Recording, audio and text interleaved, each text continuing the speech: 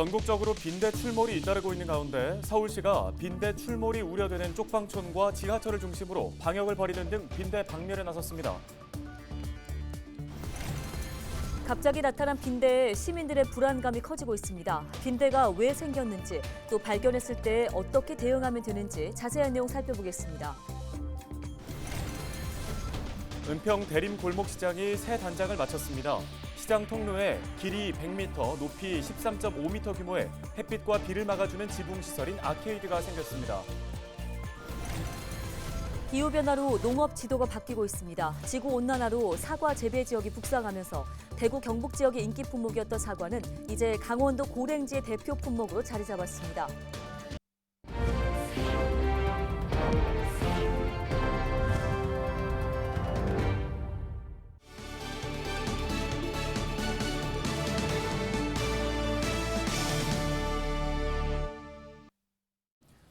여러분 안녕하십니까? 헬로티비 뉴스입니다. 첫 소식입니다. 전국적으로 빈대 출몰이 잇따르고 있는 가운데 서울시가 빈대 제로 도시를 선언하며 빈대 박멸에 나섰습니다.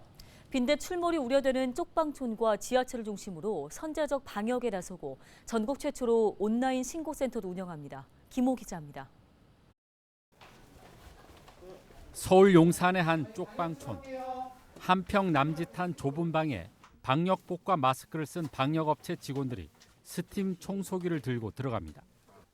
혹시 있을지 모를 빈대를 잡기 위해서입니다. 천장과 바닥 구석구석을 160도가 넘는 뜨거운 증기로 소독합니다. 이불과 베개는 물론 옷까지 하나하나를 스팀 청소기로 훑어내리며 빈대 박멸에 나섰습니다. 쪽방촌 주민들은 열악한 주거 환경에 벼룩 같은 벌레로 늘 불편을 겪었는데 빈대 출몰 소식에 걱정이 앞섭니다. 그건 걱정스럽죠. 근데 아직까지 빈대가 없는데 이렇게 방역해 주니까 정말 감사하죠. 전체적으로 치면 이 빈대도 없어지고 방도도 청결하지 않을까 그렇게 생각합니다. 전국적으로 빈대가 확산되자 서울시가 쪽방촌을 대상으로 선제 방역에 나섰습니다. 3개 방역팀을 투입해 64개 동 1,244가구를 대상으로 스팀 청소를 벌였습니다. 화학적인 방역을 되면은 아까 말씀하신 것처럼 이 선제 방역이 별 의미가 없지 않냐 하시겠지만 오늘은 저희가 물리적 방역으로 스팀 방역을 하거든요. 좀 어렵지만 다 도와주셔서 스팀 방역으로 전동을 다 하기 때문에 오히려 선제 방역에는 훨씬 효과적이라고 생각이 듭니다. 방역 작업은 지하철에서도 시행됐습니다. 운행을 마치고 돌아온 열차 내부에 직원들이 방역복을 입고 들어가 소독을 합니다. 진공 청소기로 먼저 구석구석을 빨아들인 후 스팀 청소기로 뜨거운 증기를 뿜어줍니다. 빈대가 서식하기 좋은 직물 의자는 틈새 사이사이를 꼼꼼히 소독합니다. 빈대 확산을 막기 위해 서울교통공사는 지하철 방역을 기존보다 3배 이상 늘리고 이처럼 직물 의자는 빈대가 서식할 수 없는 플라스틱 재질로 교체하기로 했습니다. 선제 방역을 통해 서울시는 빈대 제로 도시를 선언하고 빈대 박멸에 나섰습니다. 대책본부를 마련하고 전국 최초로 온라인 신고센터를 개설해 빈대와의 전쟁을 선포했습니다. 한 번 퍼지면 그 다음 단계에서는 속수무책 방법이 없겠다 하는 위기의식을 느꼈던 겁니다. 그래서 매우 선제적으로 대응할 것을 주문을 했던 겁니다. 서울시는 지금까지 23건의 빈대 출몰 신고가 접수됐으며 의심 신고까지 더하면 더 많을 것으로 추정하고 있습니다. 따라서 추가 확산을 막기 위해 다중이용 시설을 중심으로 선제 방역을 강화할 방침입니다.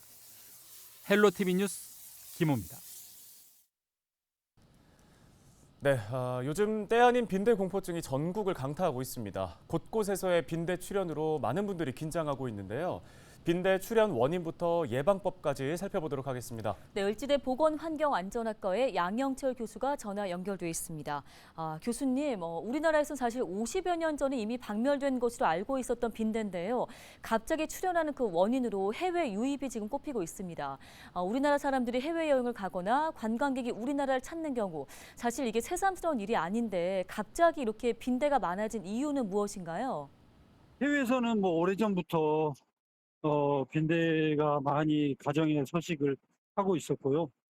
또 가정용 살충제나 이런 필수류의 살충제를 너무 많이 쓰다 보니까 저항성이 발달되게 됐고, 또 우리나라도 이제 코로나 이전에도 점차 증가하고 있는 추세에 있었는데 언론에 많이 보도가 안 되다 보니까 그렇게 일반인들이 많이 증가가 되고 있는 상황을 몰랐었던 거죠.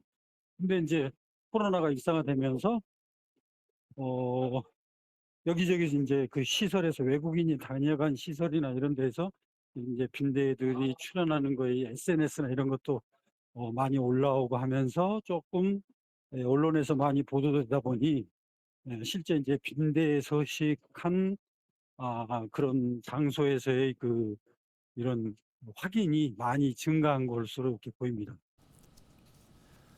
네, 정부가 빈대 정부 합동 대책 본부까지 출범시키면서 국가적인 대응에 나섰습니다. 확산 규모가 좀 심각한 수준이라고 봐야 하는 건가요? 네, 지금 이제 그 외국인이 다녀간 시설 위주로 해서 이제 빈대들이 지금 출현하고 있는 거고요. 그런 데서 아직은 그 일반 우리 주택에까지는, 가정에까지는 빈대 출현이 나타나고 있지 않다. 뭐 아주 뭡니까? 빈도 있게 나타나고 있지는 않다. 그러니까 그런 걸로 본다면은 아직까지 우리나라에서 뭐 확산되고 있다 이런 말을 쓰기는 조금 조심스러운 부분이 있다. 예, 아직은 확산이 아니라 외국인이 주로 다녀간 시설 위주로 발생하고 있기 때문에 그런 그렇게 국한돼서 나타나고 있는 현상에 주로 이제 외국인이 많이 다녀가면서 그런 시설 위주로 많이 퍼지고 있는 상황이다라고만 인식하면 될 것 같습니다. 네, 알려진 바에 따르면 빈대가 모기보다 흡혈량이 상당하다고 들었습니다. 어느 정도 수준인가요? 모기는 한 2분, 1, 2분 정도 흡혈합니다. 근데 이제 빈대는 한 10분 정도 흡혈을 하거든요. 그러니까 모기의 한 5배에서 7배까지 더 많이 흡혈을 하죠. 그래서 물린 부위도 굉장히 커지고요. 그다음에 이제 그 난이 도드라지기 때문에 상당히 많이 가렵고 또 빈대에 많이 노출이 되면 또 그런 그 빈대의 타액이나 이런 것들이 우리 체내로 많이 들어오기 때문에 또 과민 반응으로 해서 고열이 난다든가 그런 증상도 있고 또 많은 빈대에 한 번에 계속 자주 노출된 사람은 빈혈증을 유발하기도 합니다. 그래서 그런 여러 가지 가려움증이나 이런 것들을 야기시키기 때문에 실제 빈대에 자주 물린 사람들은 그 심각한 정신적 스트레스, 정신적 피해 이런 것들이 굉장히 심각해지는 그런 증상이 나타나는 경우가 많습니다. 네, 많은 분들이 걱정하고 있습니다. 만약에 빈대를 발견하면 어떻게 대응을 해야 할지, 또 가정에서 빈대를 예방하기 위해서는 어떤 수칙들을 지켜야 하는지 간단한 말씀 부탁드립니다.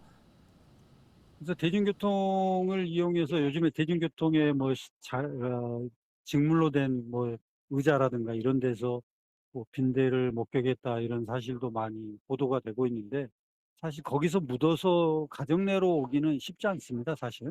그렇지만 혹시 그런 것들에 대해서 좀 신경이 많이 쓰시는 분 같은 경우에는 집에 들어오시기 전에 현관에서 외투를 좀 털어냅니다.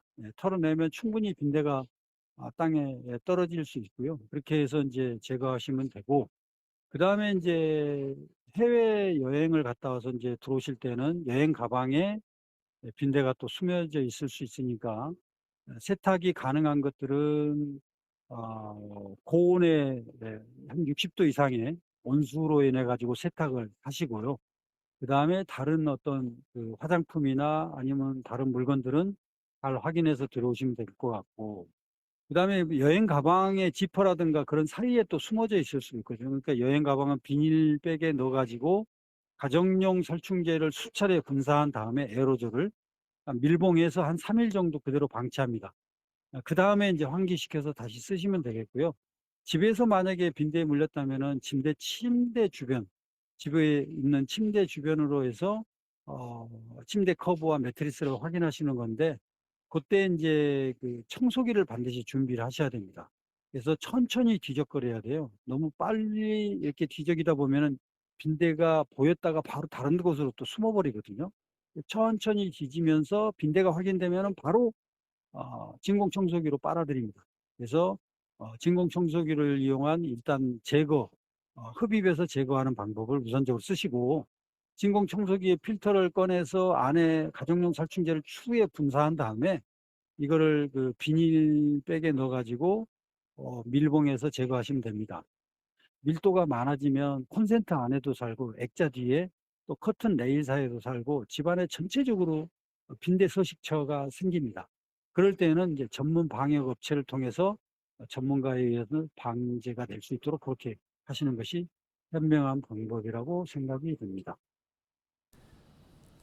네, 도움 말씀 여기까지 듣겠습니다. 을지대 보건환경안전과 양영철 교수였습니다.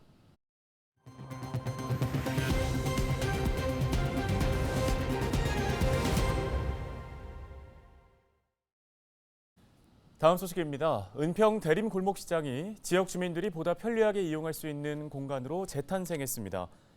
은평구는 6개월간 진행된 대림 골목시장 아케이드 공사를 마치고 지난 8일 준공식을 개최했다고 밝혔습니다. 아케이드는 햇빛과 비를 막아주는 지붕시설인데요. 은평구는 시장 활성화를 위해 25억 원을 들여 시장 통로에 길이 100m, 높이 13.5m 규모의 아케이드를 설치하고 간판과 소방시설 등을 정비했습니다.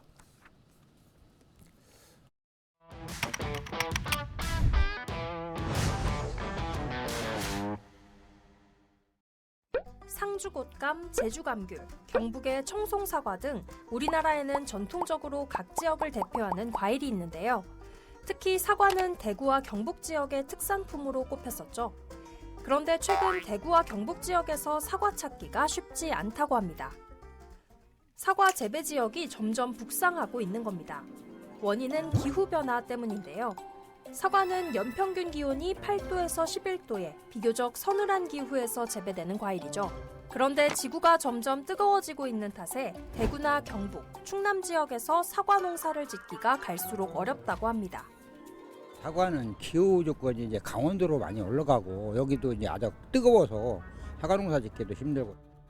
실제 대구 경북 지역의 사과 재배 면적은 지난 30년 사이 44% 줄어든 반면 같은 기간 강원도의 사과 재배 면적은 247% 늘어난 것으로 분석됐습니다.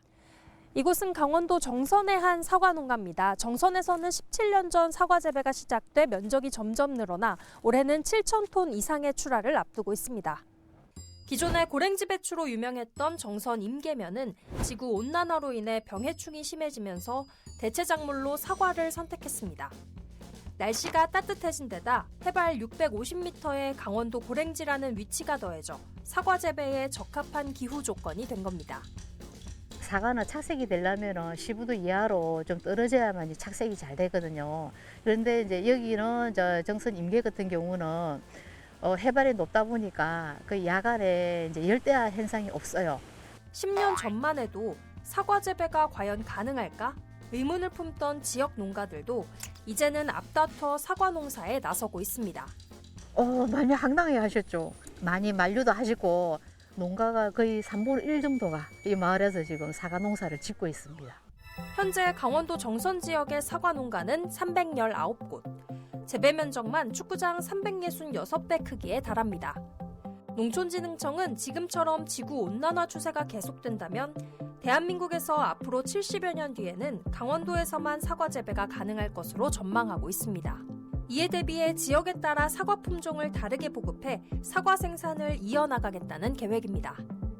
기상 환경에 따라 착색이 어렵고 그리고 작업 환경에 따라서 노동력이 또 많이 줄어들었기 때문에 착색 관리가 필요가 없는 노란색 가피의 사과를 개발하였고요. 경북 지역에 지금 군위 지역에서 그 골든볼을 전문 생산 단지로 해서 2025년까지 5헥타 계획으로 지구온난화 시대를 넘어 지구가 펄펄 끓고 있는 시대라고 하죠.